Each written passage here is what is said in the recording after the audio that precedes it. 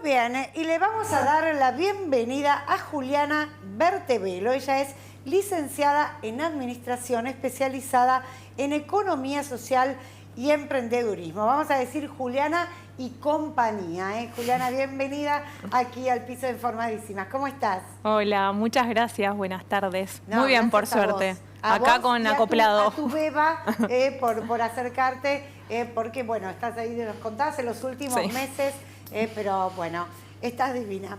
Gracias. Bueno, Juliana, decíamos, vamos a encarar esta nota por alguna cuestión estructural, ¿no? Nosotros vemos que sobre fin de año, los municipios, la provincia, la nación misma, debaten tema de presupuesto para organizar lo que será su gestión, su administración central, y a partir de allí, bueno, ver el destino de los contribuyentes.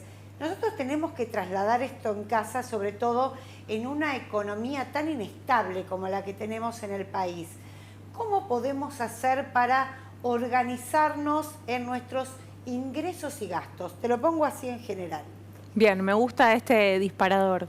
Está buenísimo esto que mencionás de retomar de nuevo esto, lo de la planificación, y no estar como dejándonos llevar por el impulso, por las ganas, tengo ganas de consumir, un gustito, esto me lo merezco, y todas esas cosas que nos hacen corrernos bastante de esto de planificar.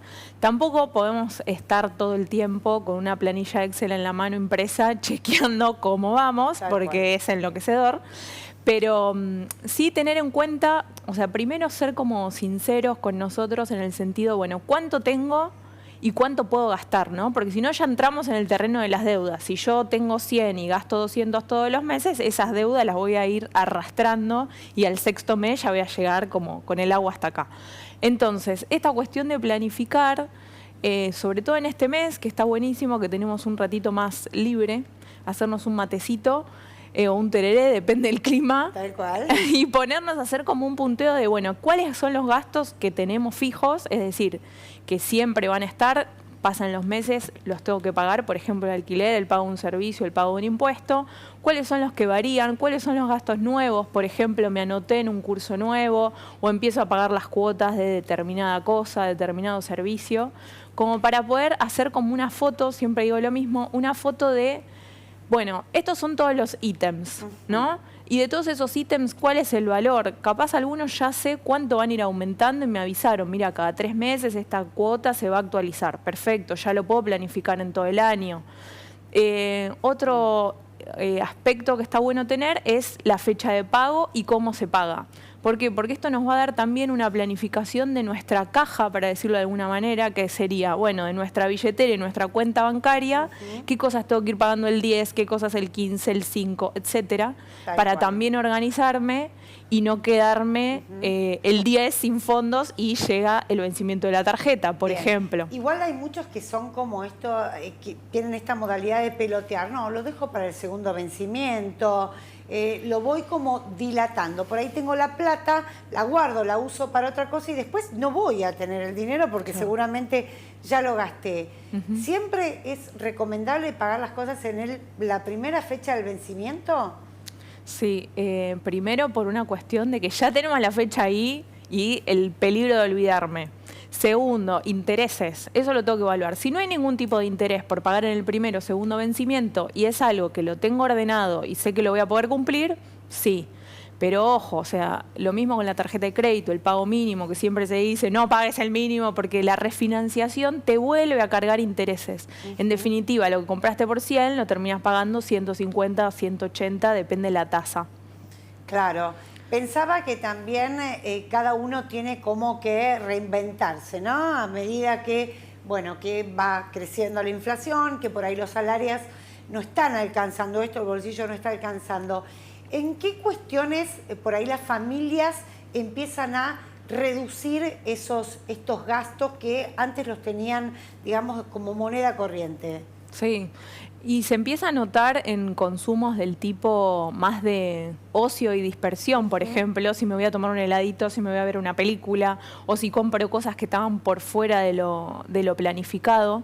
Y por otro lado, un fenómeno que ya se viene viendo desde principio del año pasado es que se empieza a usar la tarjeta de crédito para compras cotidianas. Es decir, yo voy al súper, compro hoy, lo consumo en 3 días, pero pago con la tarjeta de crédito que recién la pago el 10 del mes siguiente. Claro, antes estaba como más limitado a algo suntuoso, si se quiere, ¿no? Claro.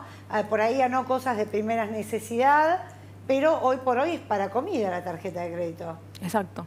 Exacto, y eso es un tema, porque si lo tengo planificado del tipo, bueno, voy a destinar, por ejemplo, 50.000 pesos por mes para comida, entonces sé que con la tarjeta de crédito voy a tener una cuota de 50 todos los meses, y es una cuestión de, porque la tarjeta cae el 10, yo cobro el 7, entonces pago los 50 y me quedo ahí. Ahora, si se me suman las cuotas del mes anterior, más las cuotas actuales, más lo que voy comprando en efectivo, ya ahí primera cuestión es sincerarme, decir, no son 50.000 por mes, son 80, 90 o 100. Entonces Claro. tengo que revisar ahí mi presupuesto y decir, bueno, evidentemente esta plata está saliendo de algún lado, de algún otro concepto, o estoy arrastrando otra deuda, o estoy dejando algo sin pagar. Seguro. Juliana, teniendo en cuenta que una de las cosas que más ha sufrido los efectos de la inflación ha sido precisamente la comida en el país, hay mucha gente que buscó acopiar, ¿no? Buscó comprar, guardar, almacenar y, bueno, ir ganándole a la inflación de esa manera. ¿Es viable ese método?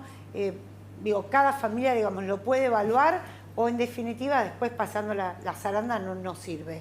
Vi un meme muy gracioso que era como mis plazos fijos y una persona abría la alacena y mostraba yerba, aceite, Claro. productos que, primero, lugar de guardado, que sea un lugar acorde para que no se me eche a perder porque al final termino perdiendo, y el tema del vencimiento. Eso por un lado, como para considerar algunas cosas. La realidad es que la inflación mensual se publica todos los meses, uno puede estar chequeándolo en la página del INDEC, más o menos al día 10 de cada mes se publica la inflación mensual. Entonces ahí voy teniendo una idea. La realidad es que si yo, por ejemplo, en mi trabajo sé que los aumentos son cada 3, 6 meses o una vez por año, acopiar no me va a venir mal porque tengo la plata disponible hoy.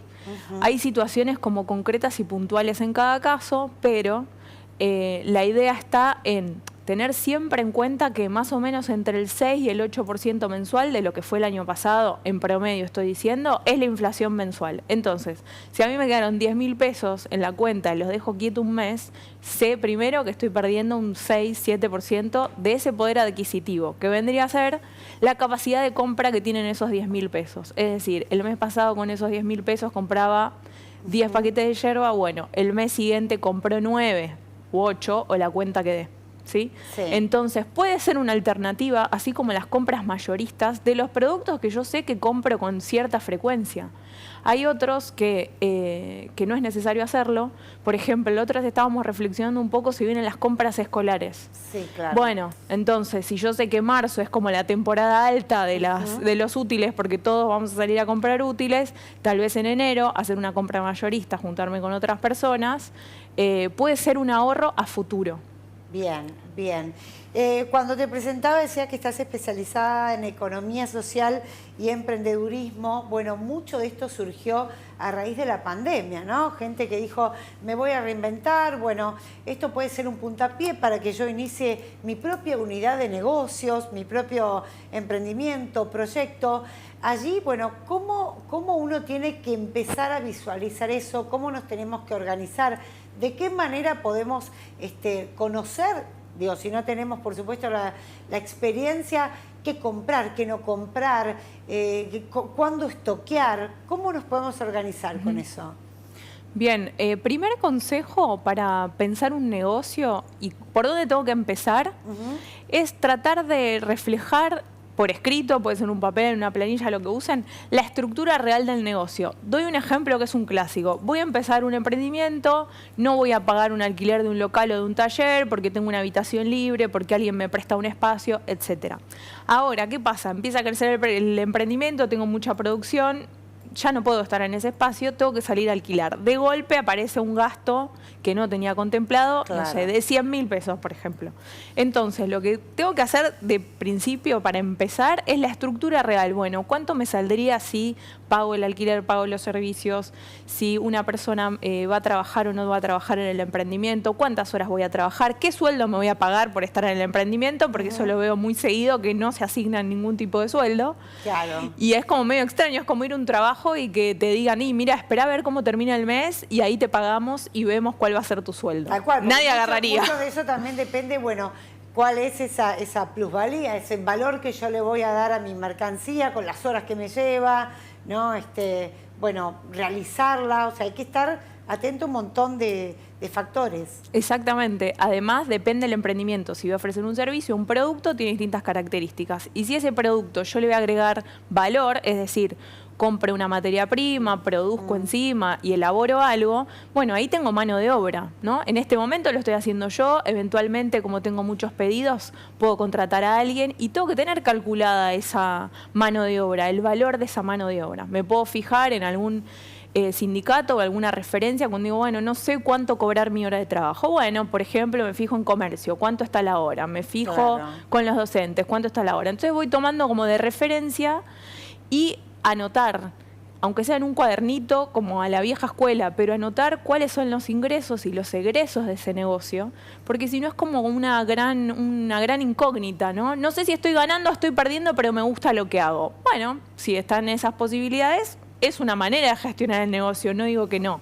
Ahora, que un negocio nos guste, lo disfrutemos, sea nuestra pasión y sea rentable, eso también está muy bien. Eso es lo ideal. Es lo ideal. Y ahí apuntamos a que sea rentable para que yo tenga ganas de ir a trabajar, para que dure en el tiempo, para que el producto... Para que me pueda dar un gusto. Claro, ¿no? para que me pague el sueldo que quiero. Tal cual, claro. Para que pueda tener capacidad de ahorro, algo que también se ha perdido muchísimo, ¿no? Sí. Leí el otro día que es una tendencia internacional que como hay inflación en todo el mundo con distintos niveles, ¿no? De 5 o 7 anual en países que nunca han tenido inflación, en nuestro caso 95, 100, depende de la consultora que chequeemos o la fuente de información, pero la realidad es que todo eso que tiramos en el sentido de, bueno, si total los pesos no valen nada, voy a consumir, también podría ser, bueno, también puedo ahorrar e invertir. En nuestro caso particular, el ahorro va atado a la inversión, porque como esto lo que les decía al principio, si por mes estoy perdiendo entre un 6 y un 8% de poder adquisitivo, yo no puedo dejar los pesos frenados, ni en casa, ni en el colchón, ni en la cuenta, porque ya estoy perdiendo de por sí. Entonces tengo que buscar un instrumento de inversión que al menos me dé ese 6, 7 u 8% de inflación. Eso por un lado con respecto al ahorro y la inversión en nuestro caso. Esto leía como tendencia como internacional, que mucho de esto de, bueno, se retrajo la economía, gasto más, porque hay como una sensación de que no puedo comprar nada, que igual la plata no sirve, etcétera, y dejo de ahorrar. La realidad es que ahorrar e invertir puede tener muchos objetivos. Se dice, hay un concepto o un objetivo como bastante nuevo que se viene escuchando, que es el fondo de emergencia. Es decir, bueno, ¿cuáles son mis gastos fijos de base para que yo pueda vivir un mes? Por 3 meses al principio y por 6 meses sería lo ideal. Después si lo puedo juntar por un año, bárbaro. Pero tener de ahorros de mínima, y se dice cuanto más líquido mejor, es decir, que yo lo pueda obtener, es decir, no sé, tengo los dólares en casa, los cambio enseguida y tengo esa plata ante una emergencia. Claro. Y tener esos ahorros por 3 o 6 meses. Eso como para empezar. Después, ahorros para invertir en instrumentos que sean un poco más arriesgados, quiere decir que dé más interés. Entramos como en otra etapa, pero primer nivel, apuntar a tener los gastos para vivir de 3 meses. Ese tendría que ser nuestro ahorro base y tenerlo, y que ese sea nuestro objetivo tal vez de este año. Perfecto, perfecto. Juliana, te queremos agradecer muchísimo, bueno, estos consejos que nos dejaste a nosotros también, no sé, la gente te puede seguir, vos tenés una cuenta donde puedes dar algunos tips. ¿Cómo te contactan? Sí, claro.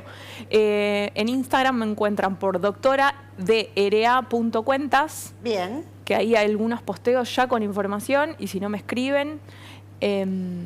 Y tengan en cuenta que si bien está mi cuenta y también hay otras personas que se dedican a esto, empezar a meterse en el tema finanzas, ahorro, gestión, administración, o sea, de por sí para llevar adelante nuestra vida. Tal cual. Y sobre todo en contextos, como dijimos al principio, inflacionarios e inestables económicamente, sobre todo. Sí, igualmente ya sabes que los argentinos estamos mucho más entrenados y conocemos mucho más de finanzas y cuestiones económicas que personas que viven en países donde no tienen ¿no? los problemas y los saltos que tenemos. Una creatividad que sacamos lo mejor de cuando no hay nada, así que entre eso y encima si planificamos, un éxito. Muy bien. Juliana, muchísimas gracias. A ustedes, gracias. Del piso de Informadísimas. Felicidad para vos en este año y por supuesto que vas a recibir allí a tu bebé dentro de muy poquito, ¿eh? Juliana Bertevelo, ella es licenciada en Administración, especializada en Economía Social y Emprendedurismo. Bueno, nos visitó hoy en Informadísimas. Doctora DERA, la abreviatura, Doctora Cuentas, así la pueden encontrar en Instagram.